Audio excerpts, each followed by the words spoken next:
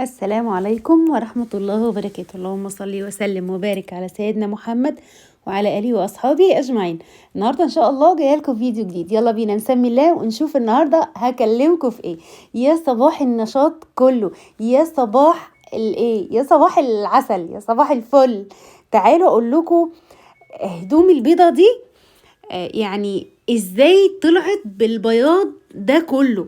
يعني اللي عندها مشكلة الهدوم البيضة، لا عارفين انا هعمل لكم كده مصطلحات دلوقتي غريبة شوية، بس انا عايزة اوصل لكم المعلومة. اللي هدوم البيضة مغبية شوية، اللي لا بياضها كده مش عاجبني، تعالى اقولك في على المنشر ده هدوم بقالها 16 سنة، والله العظيم فعلا زي ما بقولك كده. في فوط هنا بقالها 16 سنة، مش عايزة اقولك يعني لا هدوم لا، في فوط هنا من انا متجوزة بيها وبتستعمل بقالها 16 سنة. يعني شفتي المدة قد ايه؟ اظن لو كان يعني لو كان الغسيل مش قد كده ما كانتش الفوط اللي هتشوفيها دلوقتي 16 سنة بياض كده.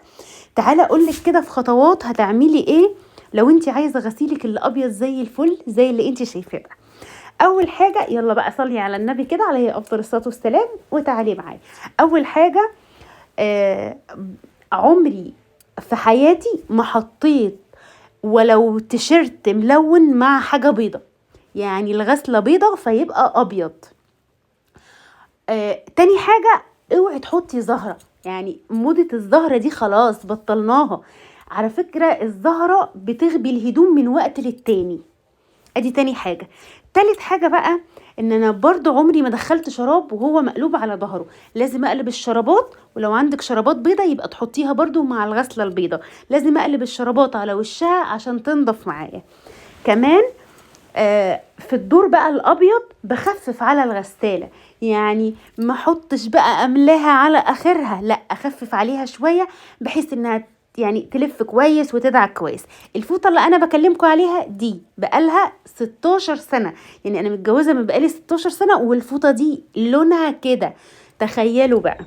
كمان تعالوا بعد ما هنسيب الغساله يعني فايقه معانا كده ومش نكبسها بالهدوم، هشغل انا الغسالة على دورة قليلة جدا. يعني مثلا اقل دورة في الغسالة عندي 15 دقيقة، هحط شوية مسحوق صغيرين وادور على 15 دقيقة بحيث ان هي تشطف لي الهدوم. يعني دورة كاملة عادية خالص بس 15 دقيقة مدتها، تشطف الهدوم وبعدين تصرف المية المتوسخة وابدأ اغسل غسلة جديدة خالص بمية سخنة طبعا.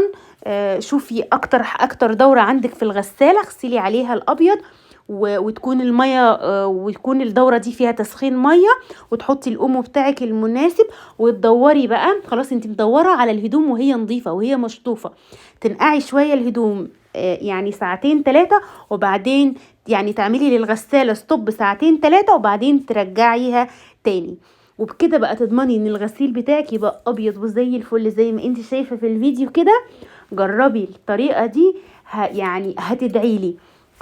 تعالي بقى لو عندك بقع او حاجة بستخدم الفانيش عليها كذا مرة وبعد الفانيش احطها في الغسالة. وبكده بقى تعالوا شوفوا الهدوم وجمالها. يا رب تكونوا استفدتوا من الفيديو ده وخدتي كده معلومة ان شاء الله تفيدك ويعجبك الفيديو. لو عجبك الفيديو تعملي لايك. اشوفكم على خير، مع السلامة.